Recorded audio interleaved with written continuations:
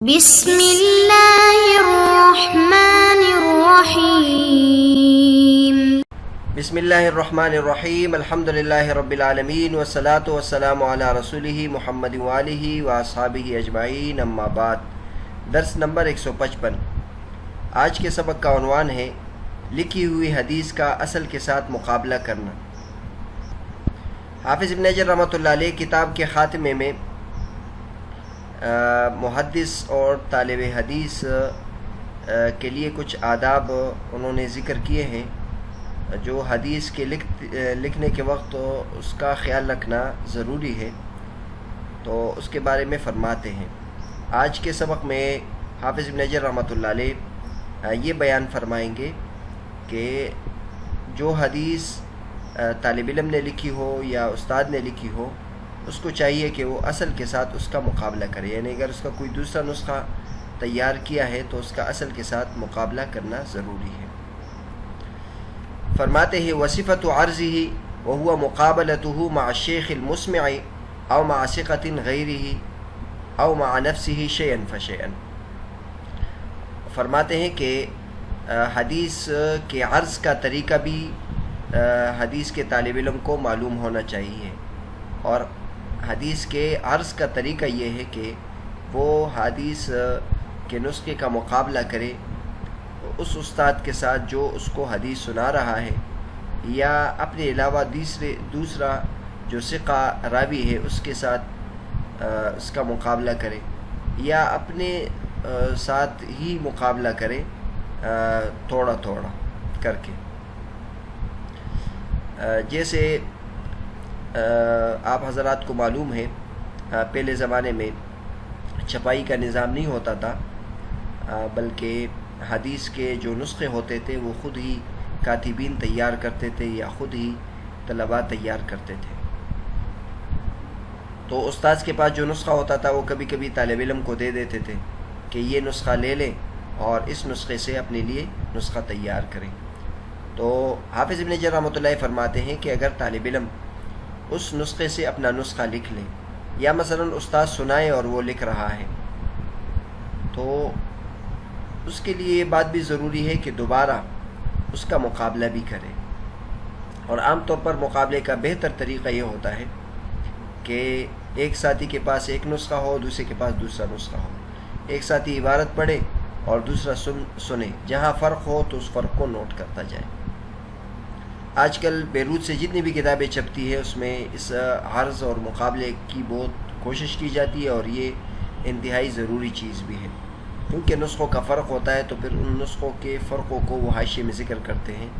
کہ فلاں نسخے میں یہاں یہ لکھا ہوا ہے، فلاں نسخے میں یہ لکھا ہوا ہے، فلاں نسخے میں یہ لکھا ہوا ہے، تاکہ حدیث کا کوئی لفظ اس میں تساہل نہ ہو اور وہ درست طریقے سے اس کے فروق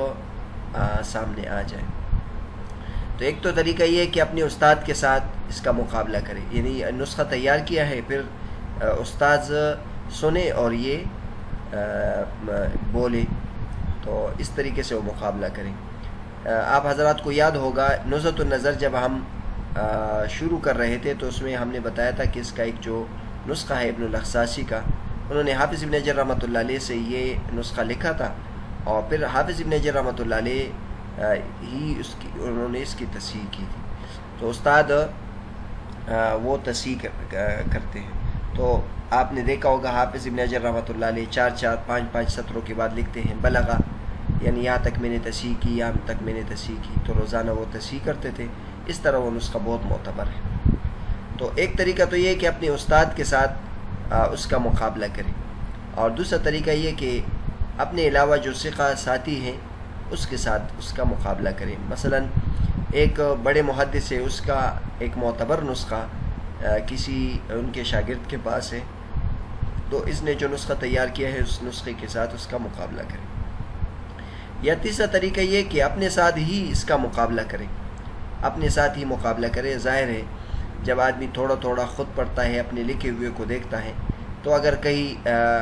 کوئی نقطہ رہ گیا ہے، کہیں کوئی اعراب کی ضرورت ہے، کہیں کوئی لفظ سے شبہ ہو رہا ہے، یا کہیں کوئی لفظ رہ گیا ہے، تو ان کا وہ اندراج کرے۔ تو بہرحال ضبط کا، تصحیح کا، مراجعات کا بہت زیادہ خیال رکھیں۔ اور یہ آپ کو معلوم ہے کہ مقابلے کا فائدہ یہ ہے کہ اس میں اگر کوئی لفظ رہ گیا ہے، کوئی تصحیح رہ گئی ہے، تو وہ تصحیح بھی اس میں ہو جائے گی، تو اس کا فائدہ ہو جائے گا۔ اور عام طور پر جتنی بھی حدیث کی کتابیں ہم تک پہنچی ہے اور یا وہ معتبر مکتبوں میں اس کے مخطوطات محفوظ ہے، اس میں اگر ہم دیکھ لیں جن حضرات کا مخطوطات کے ساتھ واسطہ ہے، تو جب مقابلہ کرتے ہیں تو مقابلے کے بعد پھر وہ دستخط بھی اپنے ثبت کرتے ہیں، تو ایک ایک نسخہ وہ کئی علماء کرام کی نظر سے گزرا ہوتا ہے اور اتنے اس نسخے کی اہمیت ہوتی ہے۔ پھر جو دستخط کرنے کے ہیں اس کے مختلف طریقے ہیں، بعض حضرات آخر میں لکھ دیتے ہیں اور بعض حضرات جتنی تصحیح وہ کرتے ہیں اس کے ساتھ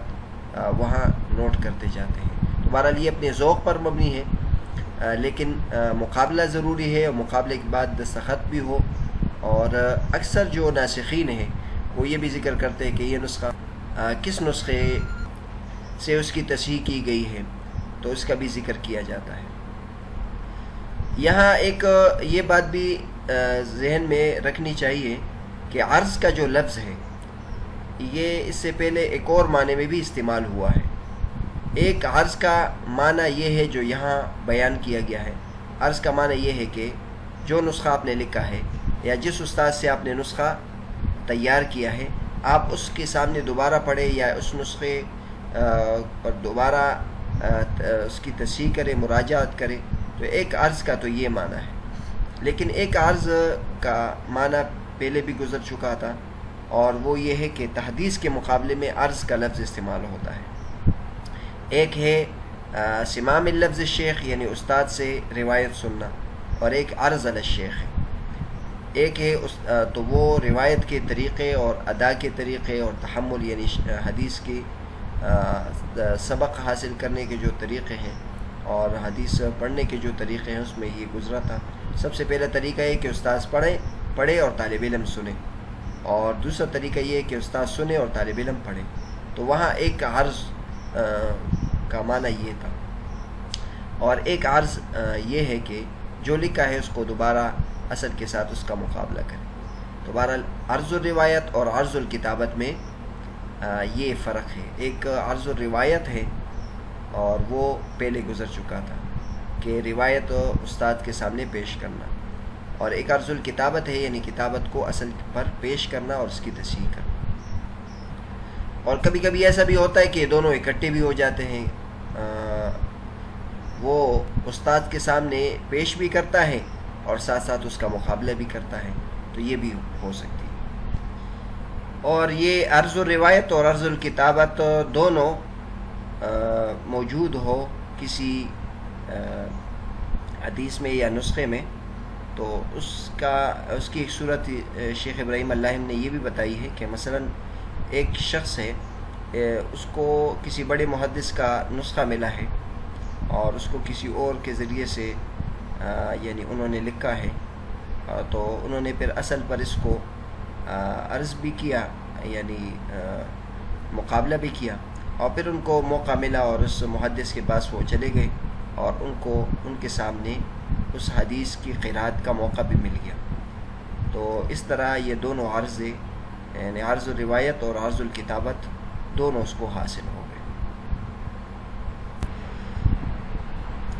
الغرض آج کے سبق میں حافظ ابن حجر رحمۃ اللہ علیہ نے اصول حدیث کے ایک نوع کا ذکر کیا جس کو عرض کہتے ہیں، اور عرض اس کو کہتے ہیں کہ جو نسخہ لکھے، جو حدیث لکھے، تو اس کو پھر اصل نسخے کے ساتھ اس کا مقابلہ بھی کرے تاکہ کوئی لفظ نہ چھوٹے، کوئی لکیر بیچ میں رہ نہ جائے۔ عام طور پر جب آدمی نسخہ لکھتا ہے تو اس وقت جلدی تحریر لکھتا ہے، تو بعض مرتبہ کوئی لفظ رہ جاتا ہے یا ایک لکیر پوری رہ جاتی ہے۔ بندہ نے کئی مخطوطات سے کتابیں شائع کی ہے، تو اس میں یہ دیکھا ہے کہ بعض مرتبہ ایک نسخے میں 2 لائنیں 3 لائنیں رہ جاتی ہے، تو انسان سے سہو ہو جاتا ہے، اس کی نظر نیچے لائن پہ چلی جاتی ہے تو پوری لائن رہ جاتی ہے۔ تو لہٰذا اس وجہ سے مقابلے کی بہت زیادہ ضرورت ہے، اصل کے ساتھ اس کا مقابلہ کرے، اور پھر وہ جو رہ گیا ہے اس کو حاشیے میں لکھے یا اس کو نشان لگا کر دوسری جگہ پہ پر اس کو ضبط کرے. تو حافظ ابن حجر رحمۃ اللہ فرماتے کہ آداب میں سے یہ ہے کہ وہ جو لکھے اس کا دوبارہ اس کا مقابلہ بھی کرے.